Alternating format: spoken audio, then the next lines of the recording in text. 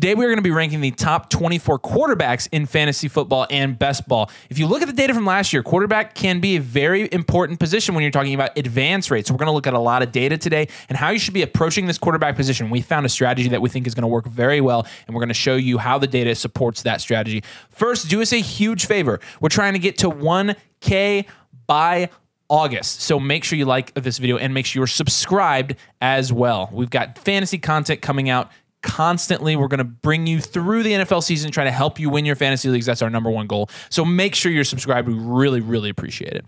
All right. Like I said, today we're going to be ranking the top 24 quarterbacks, and I'll preface this like I preface every single rankings video we've ever done. Rankings and ADP, so underdogs ADP with quarterbacks, that is not how the season will finish. Every single year, there are outliers. There are people who are way down that end up in the top 24. Quarterback is a little bit safer than the other positions. However, my point is, if you come in here and say this list is garbage, you actually don't know any better than us. Stuff changes. The NFL is very volatile. Fantasy is very volatile. It's very hard to predict. So get over it and let's talk about it. S tier, Patrick Mahomes. Patrick Mahomes is in his own tier. When you look at the win rate of Patrick Mahomes last year in your underdog best ball drafts, he had an 18% win rate, the second highest. Actually, was Jalen Hurts the second highest? Jalen Hurts was second highest. 14.6%. He is a clear step ahead of everybody. Does that surprise you? Patrick Mahomes is the best quarterback in the NFL, and it's not close. He is. He is one of the best quarterbacks of all time. No way. I think Josh Allen is better. Like, it's not even a question. I don't think there's a lot to be said about Patrick Mahomes.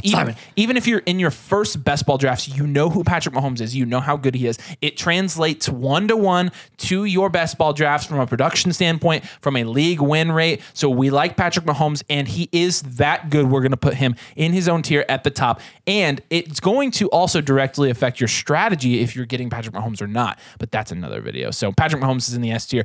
Now we've got the A tier. Yeah, so the A tier, we're going to have Jalen Hurts here at the top of the tier. I think he's absolutely earned this.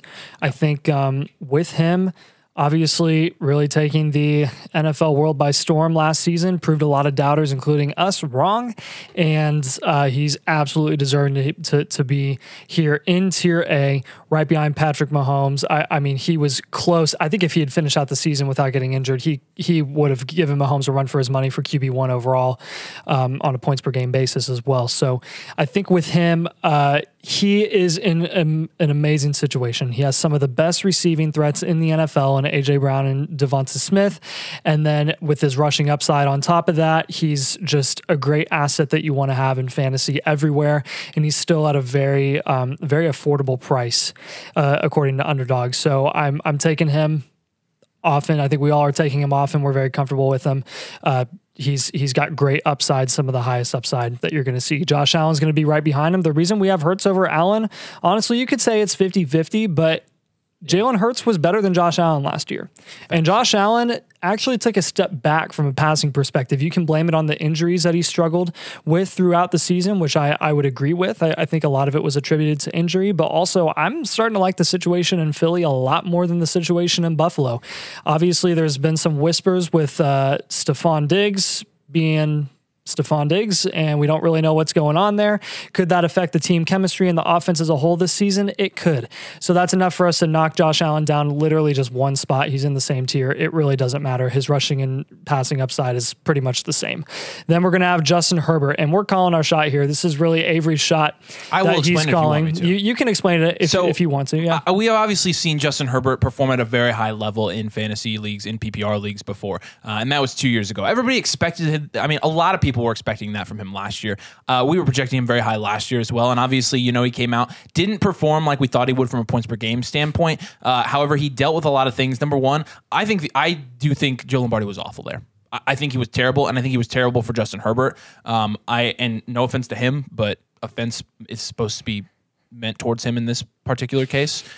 I do think that Kellen Moore comes in and unlocks some of the fantasy production that we were missing from Justin Herbert last year. I think they're going to let him throw it down the field more. I think his wide receivers being healthy, and even if they potentially aren't still, them bringing in Quentin Johnson will help as well. Gerald Everett's obviously still there. I love the weapons. I think he's in a fantastic offense. He has everything. He has the skill set. He has the history. He has the team. He has the offensive coordinator. Now he has everything around him to do this. So we are going to bet that he does. Obviously, this is a little bit higher than most people, but this is just more of us calling a shot, and me in particular. Just real quick question. Are you concerned at all that Kellen Moore runs the ball 100 times more on average than Mike McCarthy? No. Okay. I'm not. Right. I do think there's a chance that... the Chargers, Herbert pretty was heavy still in the productive even with Eckler. Yeah, so on the goal that's line. what makes me feel but that's better. the passing game mainly with but Eckler. Eckler hawked up so many touchdowns on the goal line, and Herbert was still massively productive. Yeah, I still think I think if anything, it's going to help him. Like, I don't see it hurting him. So that's obviously why. I think if Kellen Moore wants to keep his career going as an offensive coordinator and potential head coach, he needs to kind of change the way he's been play calling too, which was primarily running the ball over the last few seasons in Dallas. And the fact of the matter is, like, whether you agree with this or not, Justin Herbert's a different quarterback than Dak is. They're very different. That is true. So this may allow Kellen Moore to kind of branch out a bit. Yeah. And I do agree there. Cool. Yeah. So, all right. Very good. Dropping down to tier B, the first guy we're going to start with is Lamar Jackson. Yeah, Lamar Jackson is an absolute beast. I just want to point out, since 2019, in 54 active games, Lamar Jackson has averaged 25.2 points per game. Two of those 54, he scored 1.5 and 1.4 games. So those are still affected pretty massively by those games where he was hurt. Lamar Jackson is an absolute beast in fantasy. I get he was bad the last 2 years. At the end of the year, he got hurt 2 years in a row, but we still remember his MVP season, how dominant he can be, and we're not going to let that go. So that's why we have him ranked this highly. Next, we have Joe Burrow. We've all seen what Joe Burrow can do in Cincinnati. He has T. Higgins, he has Jamar Chase, he has Tyler Boyd, and even Joe Mixon. Joe Burrow, absolutely someone that we should be respecting here. He's been incredible in fantasy since he entered the league. Rushing upside too.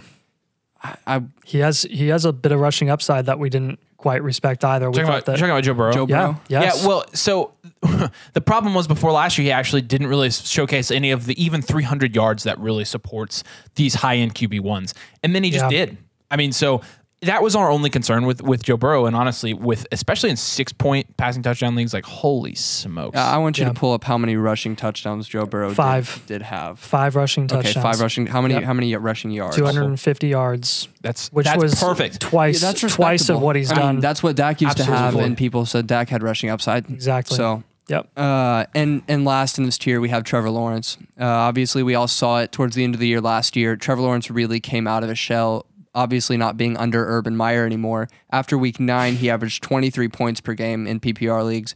And with Calvin Ridley coming into that offense, someone you guys don't necessarily believe in, but I think he's really going to open up that offense. Doug Peterson and his play calling still has Calvin Ridley there, and Travis Etienne, obviously, now no longer in his first year. Trevor Lawrence is someone who will be a top quarterback in the league moving forward in his career, and absolutely you have to respect that, and we're drafting him in best ball leagues really quite a lot.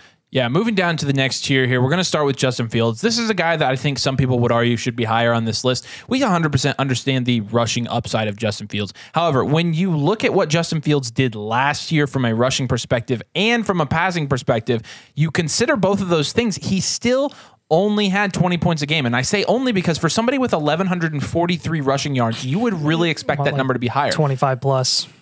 Yeah, I mean, per game. Yeah. If you are at that level, and that's like Lamar MVP level stuff. The problem, of course, becomes Justin Fields as a passer: 26 in passing yards, 23rd in air yards. The efficiency metrics are bad. 27th in pass attempts, 32nd in team pass plays per game. So really, what we're betting on here: do we think that Justin Fields is going to rush for 1,143 yards again?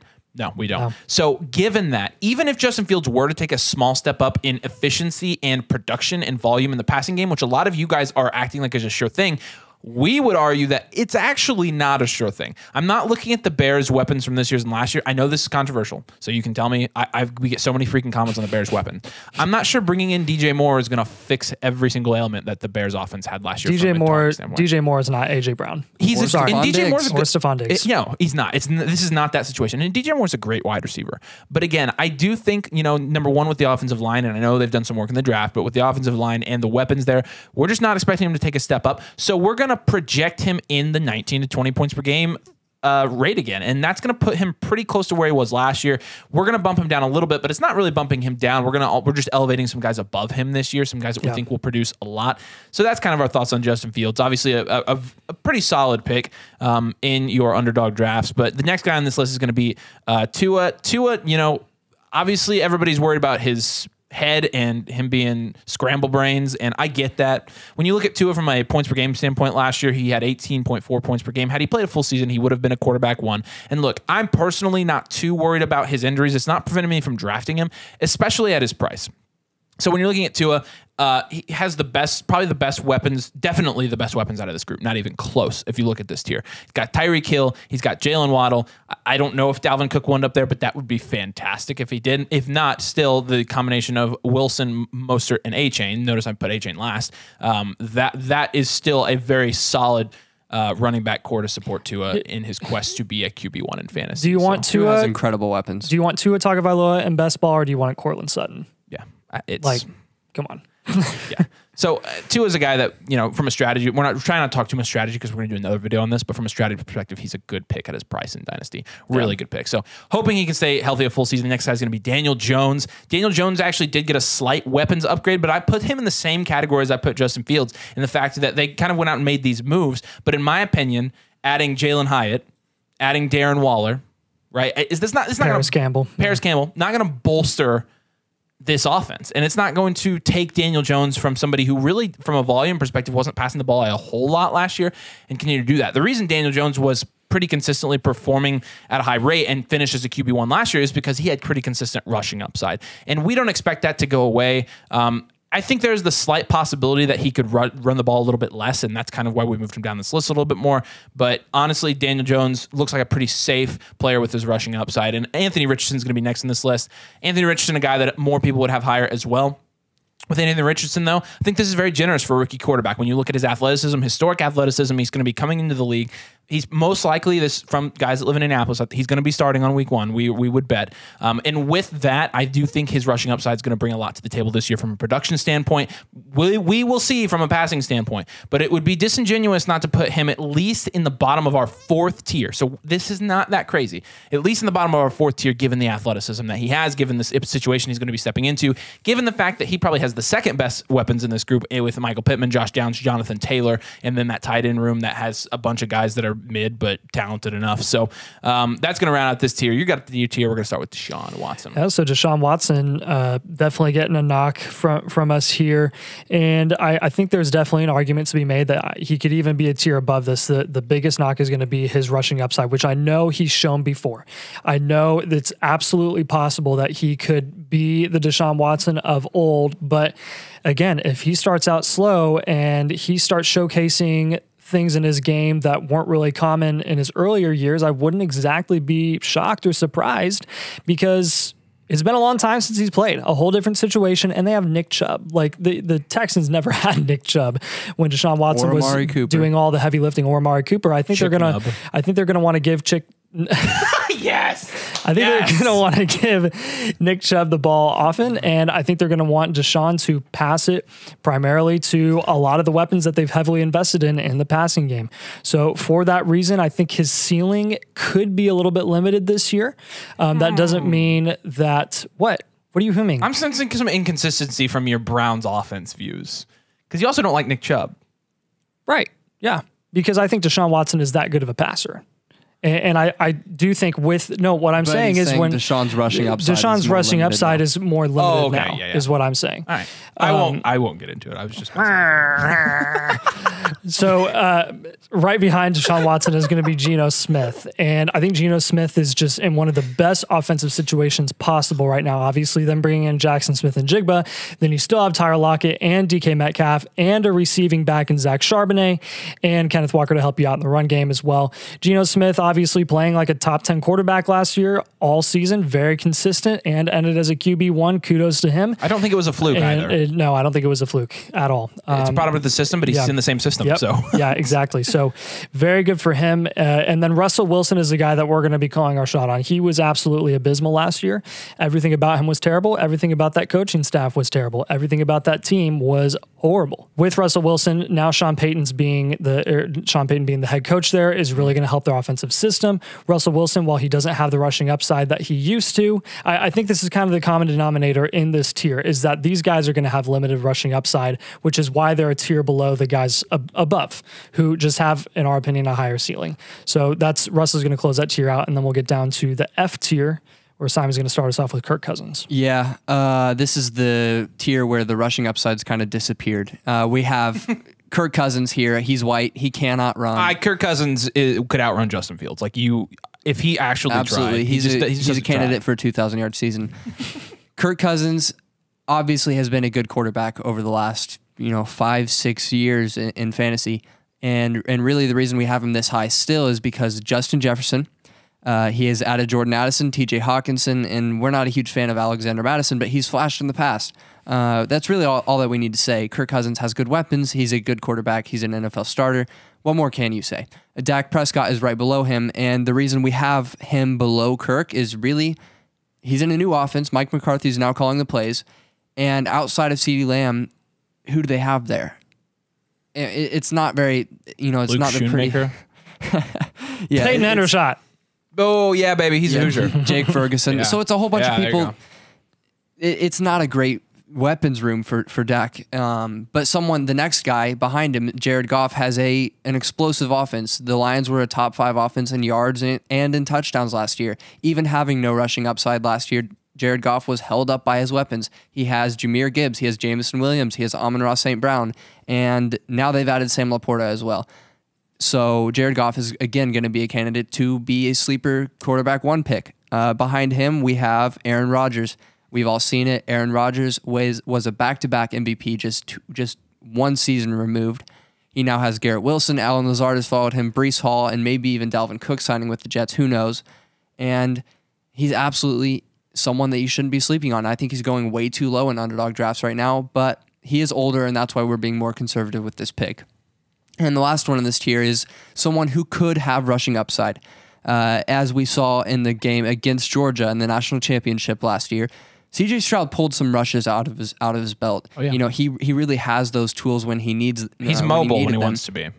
Yeah, and he just didn't need to be playing with a dominant Ohio State team last year. And my thing with this is there's only been 22 rookie quarterbacks since 2000 to score more than 17 points per game.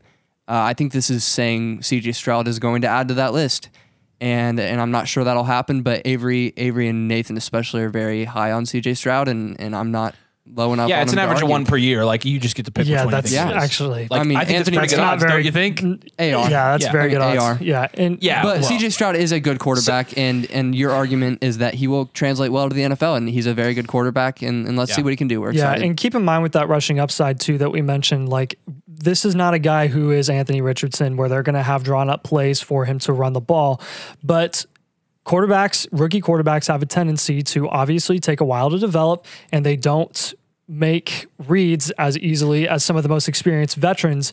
And with that being the case, CJ Stroud, who is naturally mobile as a quarterback, if he doesn't get his first read or even second read, he'll probably take off when he's under pressure. And that'll probably happen often in a very depleted offense. And when we say rushing upside, we're talking about like that little rushing upside that we like to see that adds on top of these elite quarterbacks. Stroud is not a 250 yards. We're not saying 800 thing. Yards and 10 touchdowns. If he can get 250 yards, if he can get Joe Burrow level rushing, that's going to add to Stroud's. That's significant in PPR leagues. So that's a lot of points. The last tier here is going to be the G tier. We're going to start with Brock Purdy. Brock Purdy, obviously, as a quarterback, you're like, but he's playing in San Francisco. So you've got him in a Shanahan-style offense. Actually, a Shanahan offense, not even a Shanahan-style offense. Well, technically, it's a Shanahan. Anyways, Brock Purdy. He made the style. Yes. Christian McCaffrey, Deebo Samuel, Brandon Ayuk. Brandon Ayuk's third for a reason. George Kittle. George Kittle should have been above Ayuk. So Ayuk's fourth for a reason. I don't know how you would keep him out of this list. And obviously he just like Geno Smith is a product of the system, and his fantasy production is going to be a product of the system. However, he is still in the system.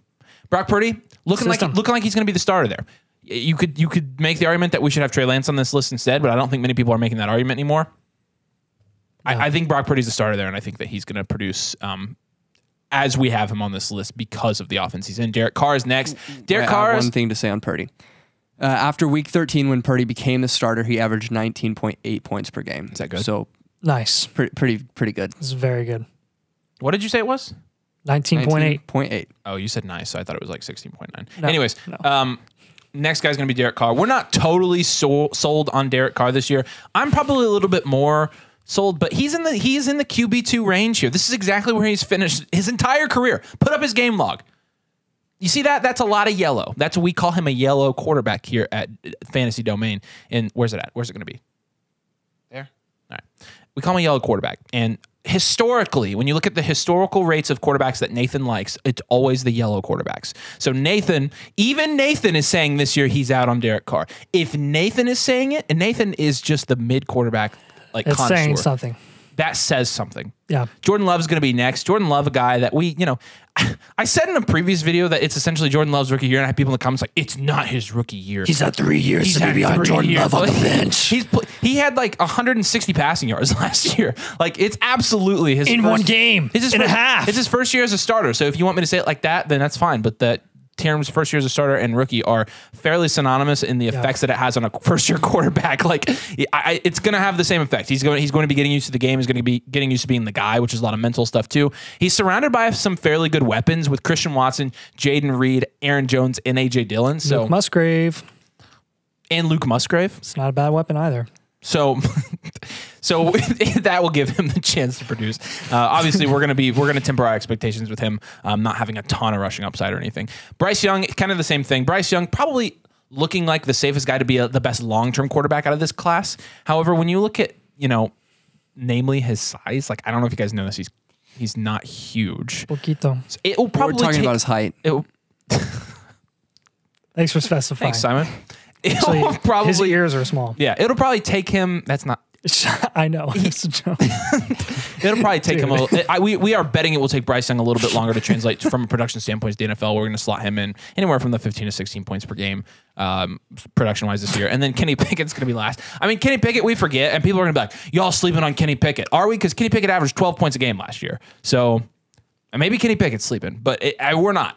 And we love Kenny Pickett. But with Kenny Pickett, you have to be very, very careful with the expectations in that Steelers offense. Like, I don't know how to I don't know an analogy to describe that offense, but it's like a slow moving, grinding, like it's nothing flashy about that. There's nothing flashy about that offense. It's like watching them play in mud. What is it with the guys with countries as their last? Well, I guess Greg Roman, but Matt Canada's who I'm thinking of. These guys just it's the AFC North, really. Roman.